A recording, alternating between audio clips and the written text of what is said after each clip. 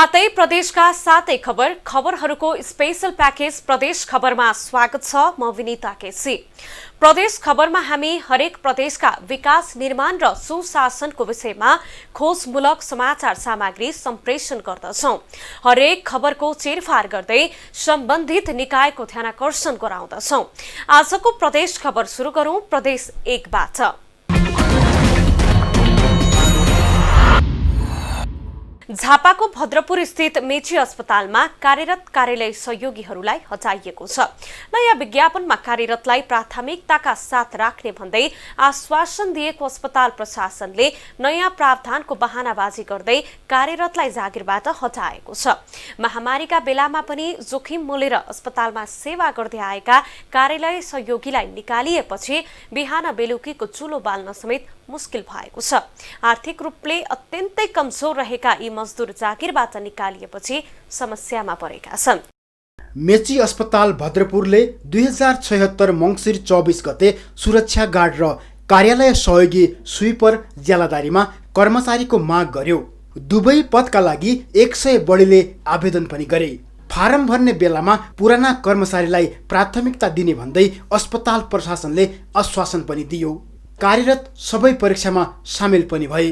तर अस्पताल प्रशासनले पुस 7 गते नतिजा प्रकाशन गर्यो। तर अस्पताल प्रशासनको आश्वासन अनुसार अधिकांश नतिजा प्रकाशनमा परेनन्। कार्यरतलाई निरन्तरता गर्ने आश्वासन दिए पनि अन्तिममा सबैलाई जागिरबाट निकालेपछि ज्यालादारी सहयोगी कर्मचारीको बिचल्ली भएको छ। छैन, हाम्रो त दुईटा छोराको नानी छोरा अनि छोरीलाई जुवाई छोडेर गएको। यत्रो 3 महिनादेखि पाल्दैछु त। अब यत्रो भइसक्यो। अब 3 महिना पेटमै हुँदै भागेको म। अब कसरी हुर्काउनु? खाने कमाउने बाटो वही हो हाम्रो। 16 वर्ष भएको हजुर हाम्रो काम त। मेची अस्पताल भद्रपुरमा 16 वर्षदेखि काम गर्दै आएका धेरै कर्मचारी छन्। स्विपरको काम गर्दै आएका उनीहरूको खाइपाई आएको जागिर समेत अस्पताल प्रशासनले खाइदिएपछि उनीहरूको अवस्था दयनीय भएको छ। घर परिवार पाल्ने यी तल्लो तहका मजदुरलाई बिना कारण जागिरबाट निकालिएपछि उनीहरूको बिहान बेलुकीको चुलो समेत बल्न गाह्रो भएको छ। छोराछोरीको लालन पालन गर्ने आधार अस्पतालको जागिर थियो। त्यही जागिर पनि अस्पतालले खाइदिएपछि बेरोजगार भएर अहिले बस्नु परेको छ। जागिर थियो, केटाकेटी पालिरहेको थिएँ बाबु। अब त मेरो केही छैन। कसरी केटाकेटी पाल्नु? लोन पनि उठाएको छु। लोन पनि कसरी तिर्नु बाबु? त्यो समस्या छ। फेरि केटाकेटीलाई पढाउनु पर्यो। 15-16 वर्ष भइसक्यो बाबु हाम्रो काम गरेको। 16 वर्षभन्दा बढी समयदेखि अस्पतालको सरसफाई गर्दै आएका यी मजदुरको व्यवस्थापनले जागिर खाइदिएपछि बिचल्ली भएको छ। पसिना बगाएर जीवन गुजारिरहेकाहरूको अबको दैनिकी कष्टकर हुने निश्चित छ। अस्पताल प्रशासनले नियमित काम गर्दै आएका मजदुरहरूलाई बिना कारण आश्वासन दिएर हटाइएको छ। कार्यरत कर्मचारीहरूलाई हटाएर आफन्तलाई नियुक्त गरेपछि अस्पताल प्रशासन थप विवादित बनेको छ। गएको चैत्र महिनादेखि मुलुकमा कोरोना महामारी फैलियो। महामारीको बेलामा पनि यी मजदुरहरूले ज्यानको बाजी थापेर अस्पतालमा पसिना बगाए। तर कामको कुनै मूल्याङ्कन नगरी अस्पताल प्रशासनले जागिरबाट हटाएपछि मजदुरहरू छागाबाट खसे चाहिँ भएका छन्। फ्यामिलीद्वारा सबैले काम पाउनु भयो, हामीले काम नपाएर मात्र हामीलाई चित्त दुखेको छ। त्यही भएर मात्र हामीलाई गरी खाने बाटो नै यही थियो। यही हामीलाई पितामह सरले छेडिदिनु भयो। त्यसले गरेर हामीलाई चित्तै बुझेको छैन। हामीलाई जे भए पनि हामीलाई काम दिनु। अहिले पनि बरु हामीलाई पुरानै तलबले दिनु, तर हामीलाई काम दिनु भन्छु म चाहिँ। हामीलाई सहारा नै यही हो। प्रचलित नियम अनुसार कार्यरत कर्मचारीहरूलाई बिना कारण हटाउन मिल्दैन। यसै पनि नयाँ पदपूर्ति गर्दा कार्यरत कर्मचारीलाई प्राथमिकता दिने भन्दै कार्यरत मजदुरलाई आश्वासन दियो। तर छनौट प्रक्रियामा कार्यरतलाई अयोग्य भन्दै नतिजाबाट निकाल्नुले अस्पताल प्रशासन कति गैर जिम्मेवारी छ भन्ने प्रश्न भएको छ। यसको साथै आश्वासन दिएको अस्पतालले जागिरबाट घुमाउरो पाराले निकालेपछि यी अस्पतालमा काम गर्ने मजदुरको बिचल्ली भएको छ। टिभी टुडे एसडी टेलिभिजन प्रदेश नम्बर 1 ब्युरोको सहयोगमा झापा सहकर्मी खगेन्द्र घिमिरेको रिपोर्ट। अब लागौं प्रदेश 2 को खबरतर्फ। पर्साका किसानहरू पछिल्लो समय सुर्ती खेतीतर्फ आकर्षित भएका छन्। नगदे बालीका रूपमा चिनिएको सुर्ती खेती प्रत्येक वर्ष 2 सिजनमा हुने गरेको छ। पर्साको जिरा भवानी, पचेवा, सुगौली, ठोरी, सखुवा, प्रसौनी, गापा र पर्सागढी नगरपालिकाका किसानहरू सुर्ती खेतीतर्फ आकर्षित भएका हुन्। जिल्लाको उत्तरी भेगका जंगलसँग टाँसिएको गाउँपालिकाका किसानहरू अहिले सुर्ती खेतीमा लागेको देखिन्छ। यो क्षेत्रमा हुने सुर्ती सूर्य नेपाल प्रालीले खरिद गर्दै आएको छ। जंगली जनावरहरूले सुर्ती खेतीलाई नोक्सान नगर्ने अनि राम्रो आमदानी भएकोले 2040 सालदेखि सुर्ती खेती गर्न थालिएको हो। अन्य खेती भन्दा सुर्ती खेतीबाट राम्रो आमदानी हुने किसानहरूको भनाइ छ। यसमा अलि यसमा फाइदा भएर चाहिँ अहिलेसम्म गर्दैछु। अरू बाली भन्दा यसमा फाइदा छ। यसमा लगानी 1000 देखि 1500 रुपियाँ लाग्दो रहेछ, तर आम्दानीको हिसाबमा 10,000 सबभन्दा न्यूनतम 10,000 र हाईमा 15,000 16,000सम्म प्रति कट्ठा आउँदो रहेछ। सुर्ती खेतीबाट किसानहरूले राम्रो आमदानी गर्दै आएका छन्। खेतीको पनि राम्रो सम्भावना छ। राम्रो आमदानी भए पनि बजारीकरणमा भने समस्या छ। किसानहरूले उत्पादन गरेको सुर्तीको बजार मूल्य बिचौलियाको पकडमा छ। बिचौलियाको मनोमानीका कारण उचित मूल्य किसानको हातमा नपरेको हो। अर्को कुरा, यो सुर्तीको चाहिँ तपाईको क्रेता एउटै हो। अरू ठाउँमा भएको भए मान्छेको उत्साह हुन्थ्यो। अब लिने हो सुरेट कम्पनीले, उनी जे भाउ लगाओस्, कसैको चाहिँ एउटै सामानको चाहिँ भाउ 100 रुपियाँ लगाउँछ, त्यही सामानको सेम भाउ 80 रुपियाँ लगाइदिन्छ। त्यही चाहिँ 4 ठाउँ 5 ठाउँमा चाहिँ क्रेता भएको भए चाहिँ अलिक सहज हुन्थ्यो। अब लिने हो सुरेट कम्पनी, त्यो कारणले मान्छेहरू छोड्दै जान्छ। वर्षमा 210 हेक्टर क्षेत्रफलमा सुर्ती खेती हुँदै आएको छ, जसमध्ये 2 मेट्रिक टन प्रति हेक्टर गरी 420 मेट्रिक टन उत्पादन हुने गरेको छ। पर्सा जिल्लामा गाँजा खेती नियन्त्रण गरिएपछि किसानहरू सुर्ती खेतीतर्फ आकर्षित भएका हुन्। नेपालभरि हुने सुर्ती खेतीमध्ये पर्सा जिल्लामा मात्रै 80% उत्पादन हुँदै आएको छ। पर्सा, बारा, रौतहट, धनुषा, सिराहा, नवलपरासीमा सुर्ती खेतीको पकेट क्षेत्र मानिन्छ। त्यसैले सुर्ती खेतीको प्रवर्धनसँगै बजार मूल्यको सुनिश्चितता गर्न राज्यले विशेष पहल गर्न आवश्यक छ। टिभी टुडे एचडी टेलिभिजन प्रदेश 2 ब्युरोको सहयोगमा पर्सा सहकर्मी नितेश कर्णको रिपोर्ट। अब लागौं बागमती प्रदेशको खबरतर्फ। गौरवको आयोजना निजगढ काठमाडौँ अन्तर्गत काटिएका काठहरू 4 वर्षसम्म बिक्री वितरण हुन नसक्दा कुहिएर खेर जाने अवस्थामा पुगेको छ। 2073 सालमा आयोजनाले बारा र मकवानपुर जिल्लामा आफ्नो कार्यक्षेत्रभित्र काटिएका 1,73,475 क्युफिट काठ कुहिएर खेर जाने अवस्थामा पुगेको हो।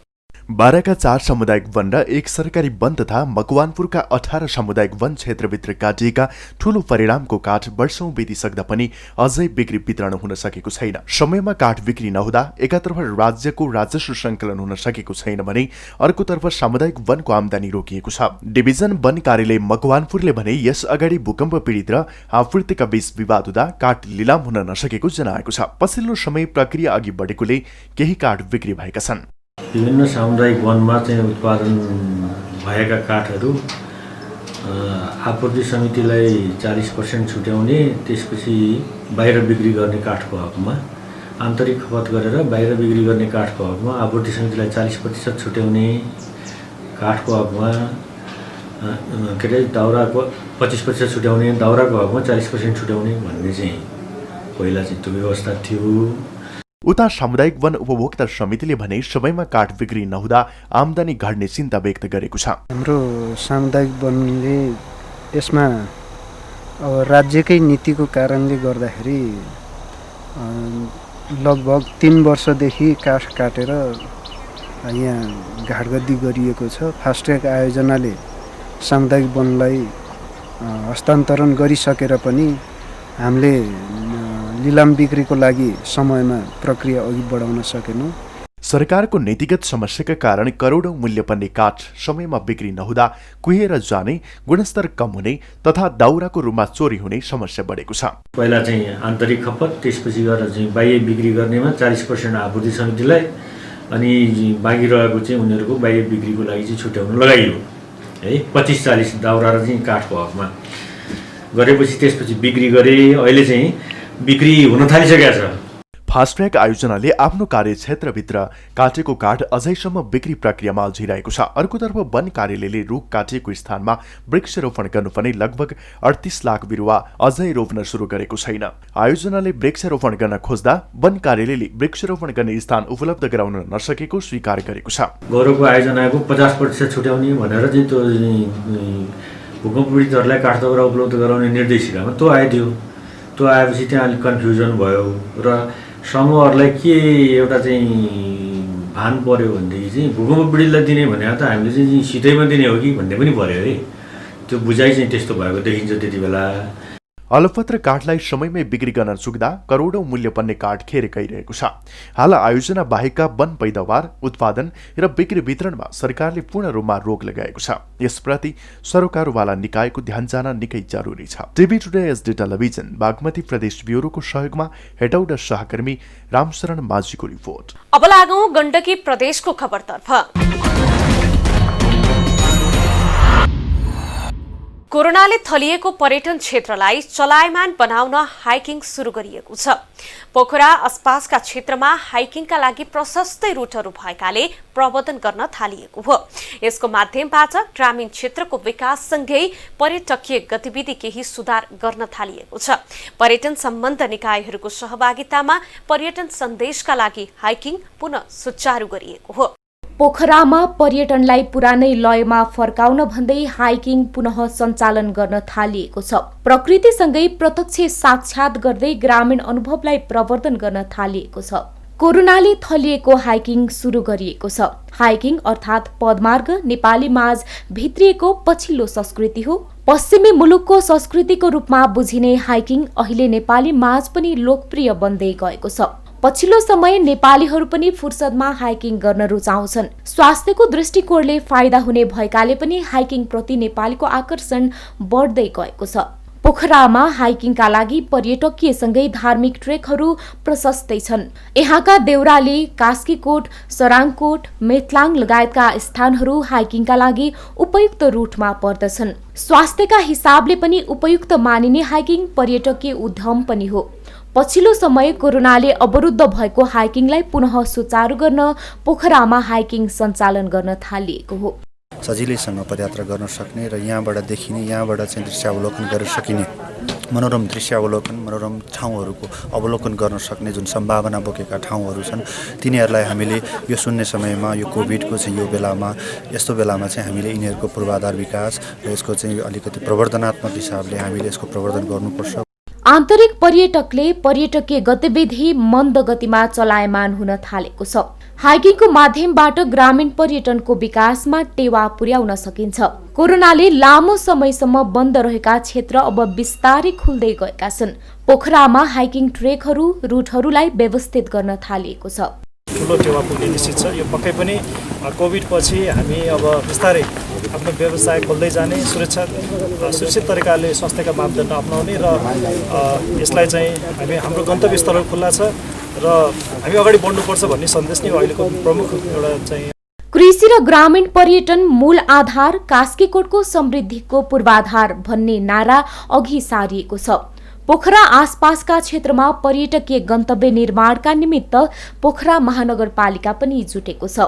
फेवाताल जलाधार क्षेत्र अन्तर्गत महानगरले 74 किलोमिटरको पदमार्ग निर्माण कार्यलाई अघि सारेको छ। शहरी क्षेत्रमा मात्र सीमित रहेको पर्यटकीय गतिविधि ग्रामीण क्षेत्रसम्म विस्तार गर्न थालिएको छ। मार्गका रूपमा पनि व्यवस्थित गर्ने गरी चाहिँ यो योजना अगाडि बढेको छ। त्यसै गरेर सराङकोटदेखि नाउडाँडासम्म जुन देउराली, कास्कीकोटको देउरालीसम्म साइकल मार्ग पनि एउटा वैकल्पिक मार्गको रूपमा छ, जुन 7 किलोमिटर हामी साइकल चढेर यो ठाउँको भ्रमण गर्न सक्छौँ। त्यसै गरेर देउरालीदेखि नाउडाँडासम्म अपाङ्ग मैत्री व्हिलचेयर मार्ग जुन चाहिँ अहिले निर्माण भइरहेको छ, 1.5 किलोमिटर हामीले त्यसलाई फिनिसिङ गरेर अगाडि लैजाँदैछौँ, ढुङ्गा समेत छापेर। पोखरामा हाइकिङका लागि हरेक याममा उपयुक्त हुने रुटहरू छन्। त्यसैले हाइकर्सले जाडो या गर्मी महिना नै कुर्नु पर्दैन। ग्रामीण पर्यटनसँग प्रत्यक्ष सम्बन्ध रहेको हाइकिङको महत्त्व आर्थिक हिसाबले पनि उत्तिकै सान्दर्भिक छ। महामारीले पर्यटकीय गतिविधि शून्य भएको बेला हाइकिङको पुनः सुचारूले पोखराको पर्यटनलाई उकास्न योगदान पुग्ने अपेक्षा गरिएको छ। TV today HD television Gandaki प्रदेश ब्युरोको सहयोगमा कास्की सहकर्मी अनिता घिमिरेको रिपोर्ट। अब लागौं लुम्बिनी प्रदेशको खबरतर्फ। लुम्बिनीको पर्यटन विकासको लागि मदर मायादेवी सुत्केरी मार्गको प्रवर्धन गर्न थालिएको छ। भगवान गौतम बुद्धको जन्मस्थल लुम्बिनीसँग जोडिएका तिलौरा कोटसम्मका ऐतिहासिक गन्तव्यहरू जोडेर मार्गको प्रवर्धन थालिएको हो। सम्पदा सम्बन्धी काम गर्ने अन्तर्राष्ट्रिय निकाय सहित परामर्शदाताहरूले नयाँ गन्तव्यको प्रवर्धन गर्न थालिरहेका हुन्। लुम्बिनीसँग सम्बद्ध ऐतिहासिक तथा पुरातात्विक महत्त्वहरूका स्थानहरूलाई जोडेर मदर मायादेवी सुत्केरी मार्गको प्रवर्धन गर्न थालिएको छ। मायादेवी सुत्केरी मार्गको साइकल यात्राबाट अध्ययन गर्न थालिएको छ। बुद्धको जन्मस्थल लुम्बिनीबाट पडरिया हुँदै मनौरी, शिवलवा, बिजुवा, सिसनिया, दोहनी, निग्लिहवा हुँदै शाक्य वंशीय राजधानी तिलौराकोटसम्म अध्ययन गरिएको छ। विश्व ब्याङ्कको सहयोगमा मायादेवी सुत्केरी भएर पहिलो पटक दरबार फर्केको बाटोलाई मायादेवी ट्रेलका रूपमा विकास गर्न थालिएको हो। Very beautiful through small villages, through the fields, through forests, and I must say we enjoyed it so much. So we will now try to develop this a little bit more with the help of local people. Cycle यात्राबाट मायादेवी सुत्केरी भएर हिँडेको मार्गलाई जोडेर नयाँ मार्गको प्रवर्धन गर्न थालिएको हो। मायादेवी सुत्केरी भई शिशु बालकलाई लिएर राजमहल फर्केको बाटोलाई नयाँ ट्रेल बनाउन थालिएको हो। राजकुमार सिद्धार्थ लुम्बिनीको पिपल वृक्ष मुनि जन्मेपछि गाउँको बाटो हुँदै राजदरबार तिलौराकोट भित्र्याएको थियो। एउटै खाले पर्यटन प्रोडक्ट रहेको अवस्थामा नयाँ ट्रेलको विकासले त्यसमा विविधता ल्याउने अपेक्षा गरिएको छ। मायादेवी सुत्केरी मार्गको प्रवर्धन हुन सकेमा विश्वभरका लाखौं पर्यटकले अवलोकन भ्रमण गर्ने अपेक्षा पनि गरिएको छ। मायादेवीले चाहिँ यसरी बुद्ध जस्तो भगवानलाई चाहिँ जन्माएर चाहिँ हिँड्नु भएको रुटमा उनीहरू आउँछन् र त्यो आउनको लागि अब सरकारी गैर सरकारी नेपाल टुरिज्म बोर्ड हामी सबै मिलेर काम गर्नुपर्छ। पछिल्लो समय युनेस्कोले लुम्बिनीसँग जोडिएका पुरातात्विक सम्पदाहरूको थप प्रवर्धन गर्न थालेको छ। विश्व ब्याङ्कको आर्थिक सहयोगमा मायादेवी सुत्केरी मार्गको प्रवर्धन गर्न थालिएको हो। मायादेवी सुत्केरी मार्गको अध्ययन भए पनि यसको आवश्यक प्रवर्धनात्मक काम हुन सकेको थिएन। युनेस्कोको पहलले लुम्बिनीमा पर्यटनको विविधीकरण गर्ने समेत अपेक्षा गरिएको छ। TV today HD television Lumbini प्रदेश ब्युरोको सहयोगमा कपिल वस्तु सहकर्मी अनिल कुमार मालीको रिपोर्ट। अब लागौं कर्णाली प्रदेशको खबरतर्फ। पछिल्लो समय डोल्पामा पनि कोरोना भाइरस समुदाय स्तरमा फैलिएको आंकलन गरिएको छ। दुर्गम क्षेत्रमा स्वाप संकलनका लागि आवश्यक उपकरण र दक्ष जनशक्ति अभावले कति संक्रमित भएका छन् भन्ने ठोस तथ्याङ्क छैन। गएको पौष महिनादेखि डोल्पामा संक्रमण फैलिएको छ। समुदाय स्तरमा कोरोना फैलिएको गएको र यसको आवश्यक उपकरण र दक्ष जनशक्तिको अभावले स्थानीयमा कोभिडको त्रास फैलन थालेको छ।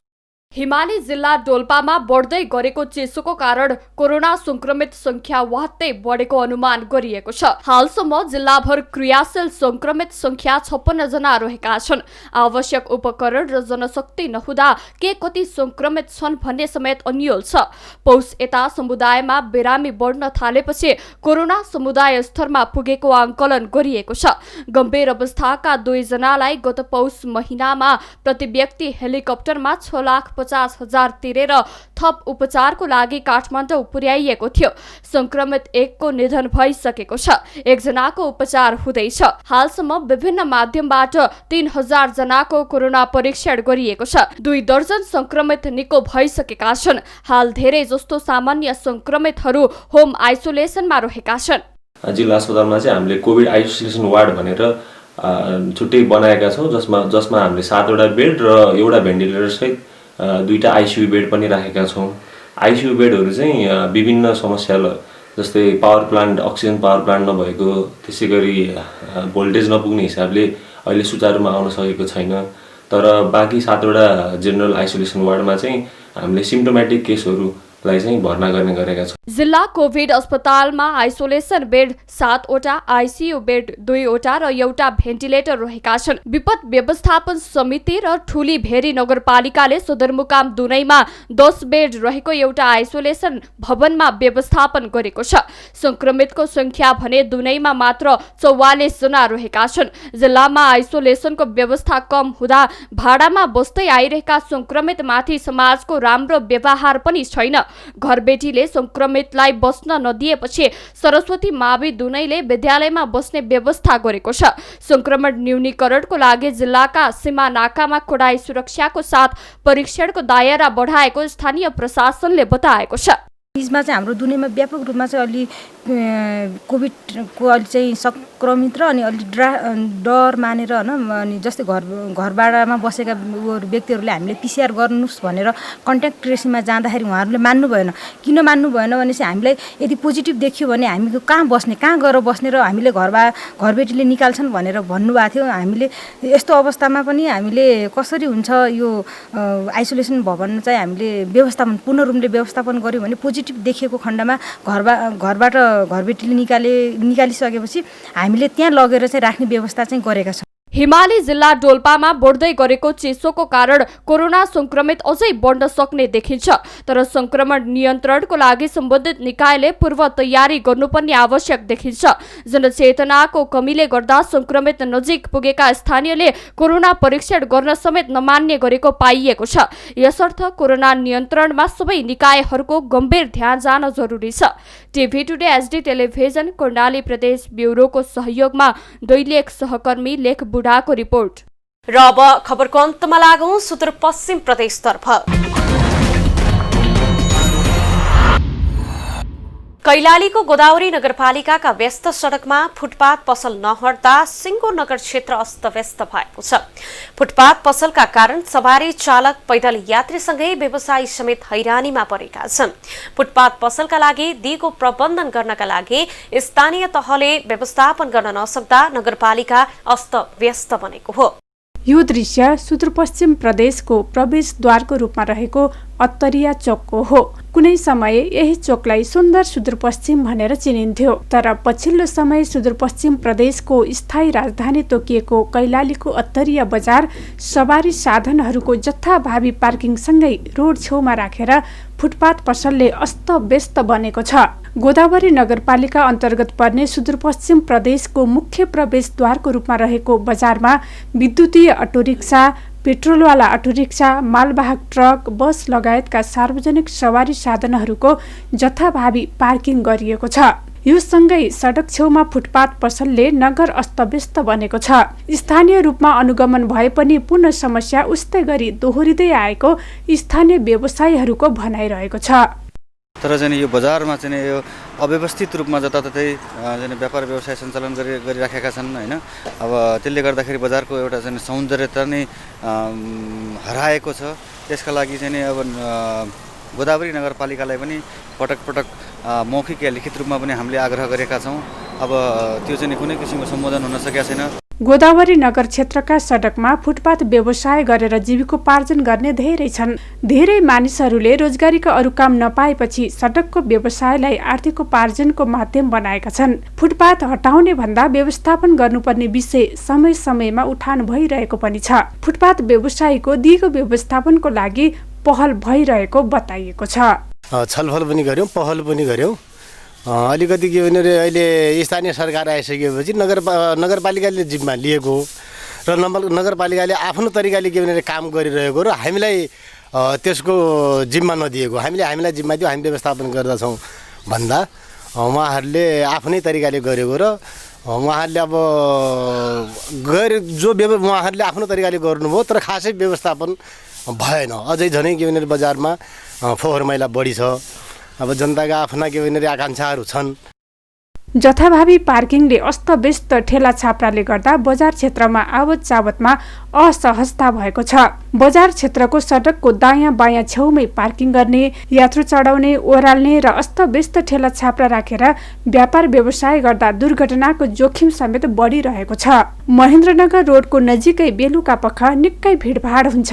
बस र जीपहरूले ट्राफिक प्रहरीकै अगाडि यात्रुहरू चढाउने र ओह्राल्ने गरे पनि प्रहरी भने मुखदर्शक बनेर बसिरहेका हुन्छन्। सडकमा ठेला छाप्रा राखेर व्यापार व्यवसाय गर्नु रहर नभएर बाध्यता रहेको ठेला व्यवसायीहरू बताउँदछन्। 1.5 देखि 2 लाखसम्म चाहिँ म उठाइदिने व्यवस्था गर्छु, तर ठेलाहरू व्यवस्थित गर्नु पर्यो। त्यहाँ किनारमा भन्दाखेरि कहाँ हुन्छ, भोग अधिकार दिएको छैन भन्ने कुरो गर्नुभयो। भोग अधिकारै नदिएको ठाउँमा तपाईँ कसरी ठेक्का लाएर चाहिँ 1-1 करोडमा चाहिँ ठेक्का लगाइराख्नु भएको छ भनेपछि त्यो चाहिँ हामी चाहिँ भोग अधिकार नदिकन हुँदैन, हामी पिच गर्छौँ के जाति उजाति भन्ने त्यस्तै कुरा उहाँले राख्नुभयो। अब अहिलेसम्म पिच पनि भएको छैन, हाम्रो व्यवस्थित पनि भएको छैन। यसरी जथाभावी पार्किङ गरिँदा र अस्तव्यस्त ठेला छाप्राले एकातिर सहर बजारको सौन्दर्यता कुरूप बनेको छ भने अर्कोतिर कति बेला ठूलो दुर्घटना हुन सक्छ भन्नै सकिँदैन। अत्यन्तै व्यस्त सडक खण्डमा ट्राफिक व्यवस्थापन र दुर्घटनाको जोखिमलाई न्यूनीकरण गर्नका लागि सम्बन्धित निकायले तत्काल बजारको दिगो व्यवस्थापनका लागि गम्भीर बन्न आवश्यक छ। TV today HD television Sudurpashchim प्रदेश ब्युरोको सहयोगमा कैलाली सहकर्मी अनिल पन्तको रिपोर्ट। सातै प्रदेशका सातै खबरको स्पेशल प्याकेज प्रदेश खबर आजलाई यति नै। प्रदेश खबरमा नयाँ खबरको सङ्गालो लिएर पुनः हामी उपस्थित हुने नै छौं। हामीलाई TV today Nepal apps download गरे विश्वभर प्रत्यक्ष हेर्न सक्नुहुनेछ। साथै www.tvtoday.news.com मा गई हेर्न पढ्न सक्नुहुनेछ भने फेसबुक, युट्युब र ट्विटरमा समेत फलो गर्न सक्नुहुनेछ। विकास निर्माण र जनसरोकारको विषयमा हाम्रो आवाज निरन्तर जारी छ। आजको प्रदेश खबरबाट म लगायत हाम्रो टिमलाई बिदा दिनुहोस्। टिभी टुडे HD टेलिभिजन हेर्दै गर्नुहोला। नमस्कार।